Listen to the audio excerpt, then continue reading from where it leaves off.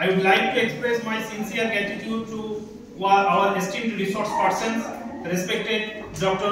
Ramprasad Biswas, Headmaster Rangamati UCM Vidyapith, এবং উনি একজন বাঁকুড়া লোকসংস্কৃতি একাডেমির সম্পাদক, গবেষণা বর্ধমান বিশ্ববিদ্যালয় এবং লোকসংস্কৃতি সন্ধানী। শ্রী সুনীল কুমার ঘটক অবসরপ্রাপ্ত অধ্যাপক এবং এই লোকসংস্কৃতি চর্চার উপরে দীর্ঘদিন কাজ করে আসছেন।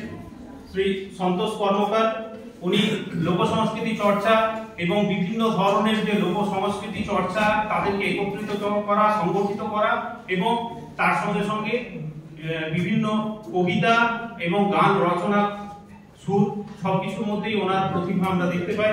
এছাড়াও রয়েছেন শীতল বাউরি, উনি একজন কালচারাল অ্যাক্টিভিস্ট। রামপ্রসাদ বাবু আর একজন রয়েছেন সুনীল কুমার ঘটক এবং আরেকজনকে আমরা পেয়েছি শ্যামল মিত্র শ্রদ্ধেয়, উনি একজন সঙ্গীত শিল্পী। এই ওনাদের এই আজকের এই যে রিসোর্স বা এই রিসোর্সের যে রিভাইভিং রাড, এই রাডের বিষয়ে আলোচনা হবে, তাই আমি ওনাদেরকে মঞ্চে আহ্বান করছি, আসুন এবং আমাদের এই আসন অলঙ্কৃত করুন এবং আমাদের শ্রদ্ধেয় প্রিন্সিপাল স্যারকেও আমরা মঞ্চে ডেকে নিচ্ছি।